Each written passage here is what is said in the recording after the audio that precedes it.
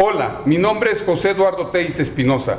Esto es Charlas de Amparo, una cápsula especial desde la División de Posgrados y Educación Continua de la Universidad Enrique Díaz de León.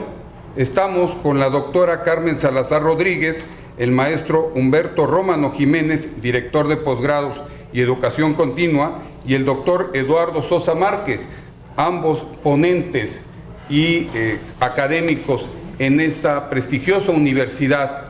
Charlas de Amparo. Quiero platicar con ustedes ahora. A ver, doctor, estábamos hablando sobre los derechos humanos. Usted es un constitucionalista, especialista en derechos humanos. Me llama profundamente la atención la visión que tiene usted de esta reforma constitucional que se plasmó el 10 de junio del 2011. Sí, bueno, conversábamos, es de mi interés compartirles que he considerado que esta reforma es desacertada desde el punto de vista legislativo, es desacertada desde el punto de vista doctrinal y acusa los siguientes errores, y pretendo explicarme mejor. Si consideramos que el derecho es una ciencia, parte de razonamientos de ciencia.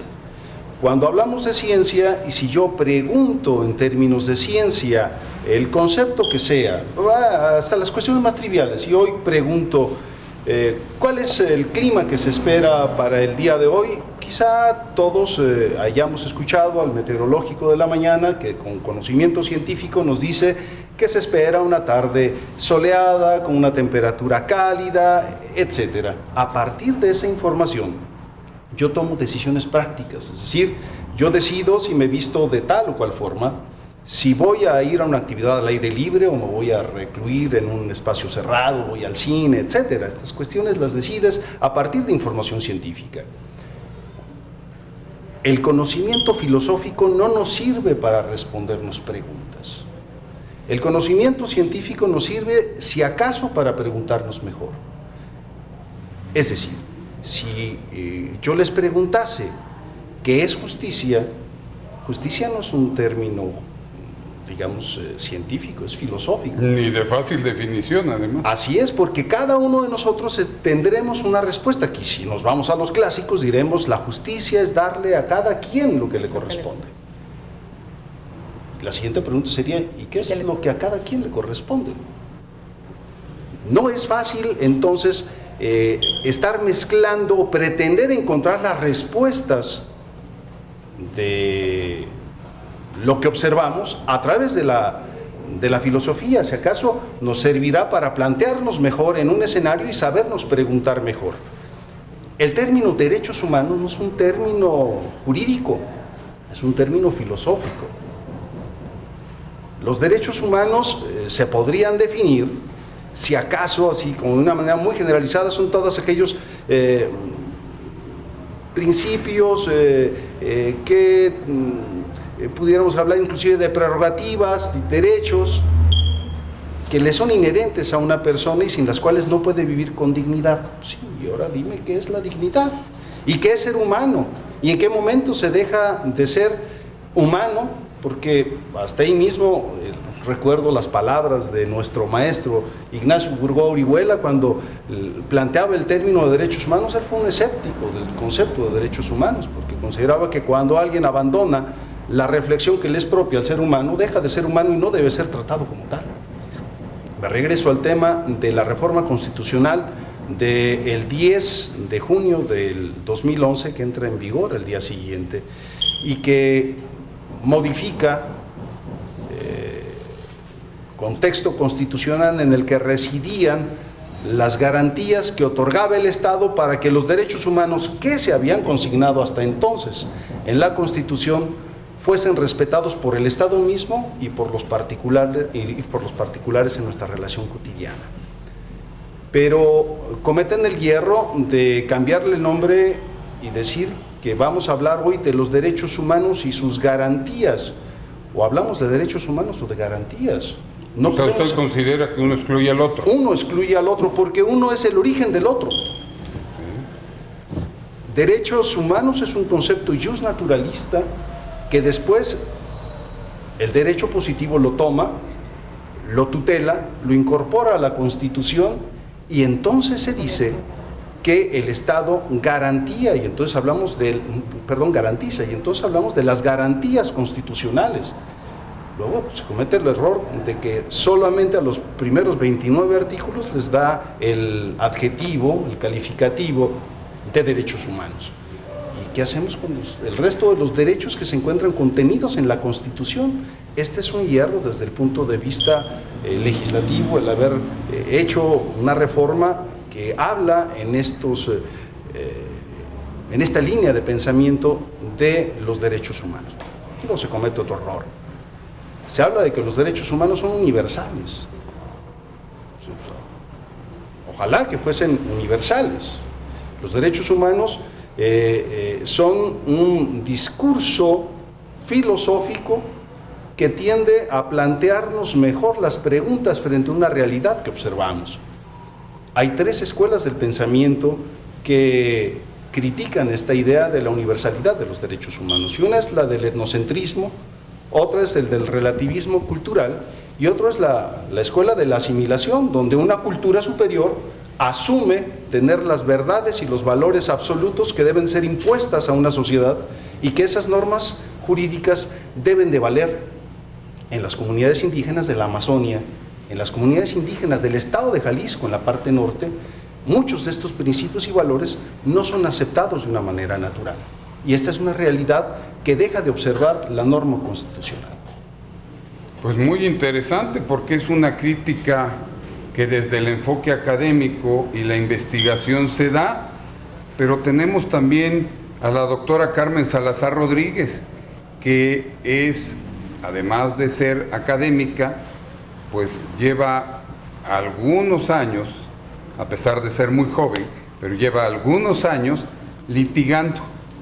Tenemos la reforma constitucional, pero en la práctica, ¿qué ha pasado? ¿Qué pasa con el amparo en relación con esta reforma? ¿Cómo se ha implementado? ¿Qué pasa con esta crítica? ¿Hemos migrado de esas garantías a esos derechos o qué sucede?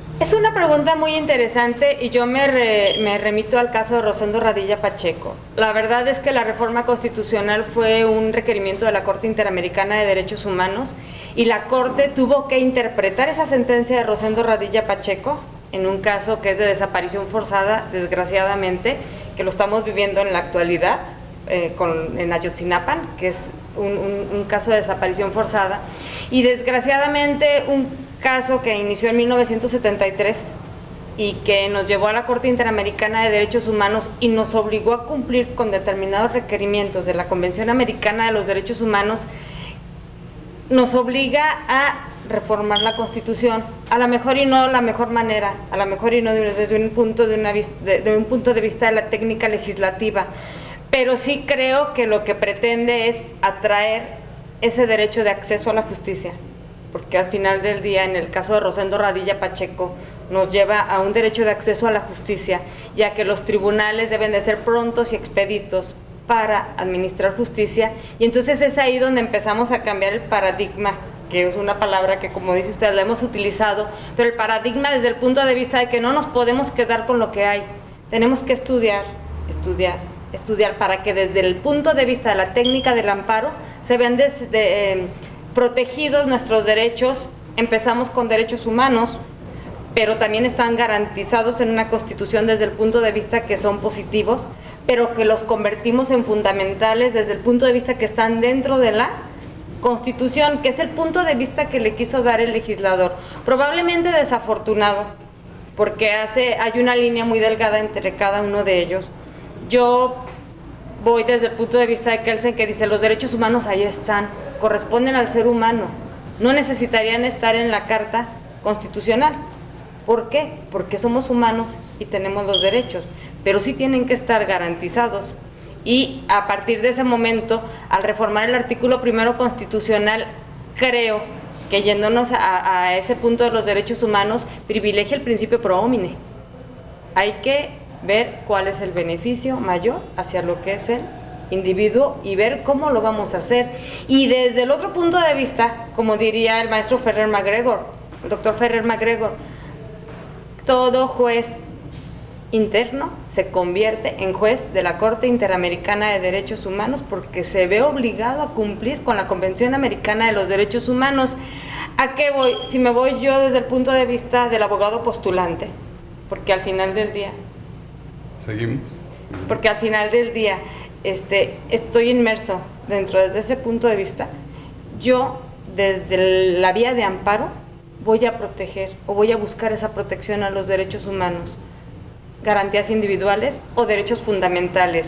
Y, por supuesto, ver lo del control difuso y control concentrado de la Constitución, que gratamente ya me ha pasado y ya me hicieron una aplicación atendiendo a mis agravios. Y entonces yo lo que digo es, ya no estamos desde el punto de vista de las garantías constitucionales, lo que está la ley, perfectamente en la ley y en el derecho interno. Tenemos que buscar el derecho supranacional hacia lo que son los derechos humanos y buscar esa defensa de lo que son los derechos humanos a través de los tratados internacionales. ¿Quién lo puede hacer? El Poder Judicial de la Federación. Claro que habrá situaciones en las que no se puede y no podemos asumir que por el hecho de decir que es un derecho humano se está vulnerando, por eso se hace una ponderación y se tendrá que hacer una ponderación, como lo dijo usted, si no hay una restricción en la Constitución, que lo comentábamos hace unos momentos, que ya la Corte lo dijo.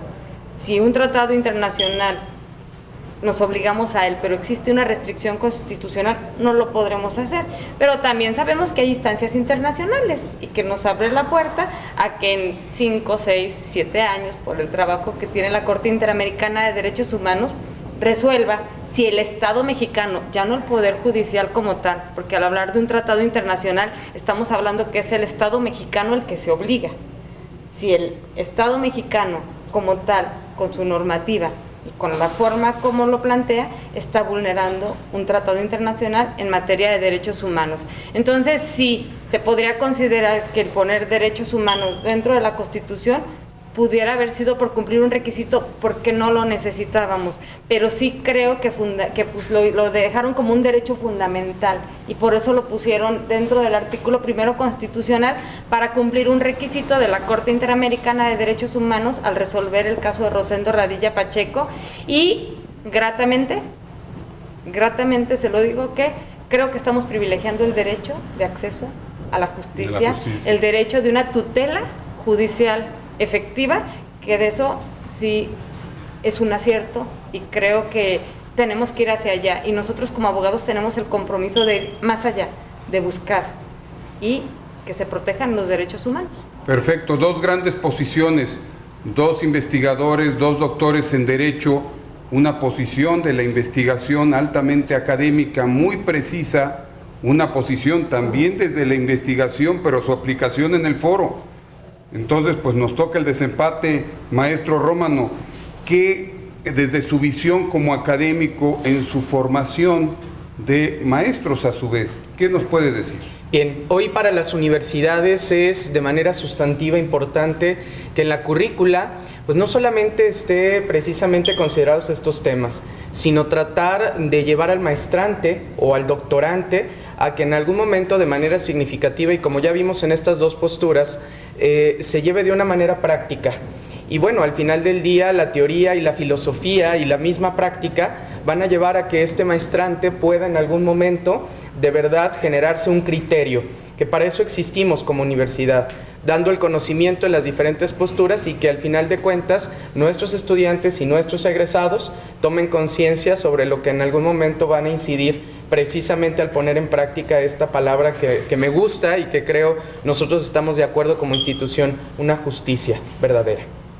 Pues doctores, maestro, nos pone a estudiar a todos y para eso está Charlas de Amparo. Mientras eso sucede, mi nombre es José Eduardo Telles Espinosa. Esto es Charlas de Amparo.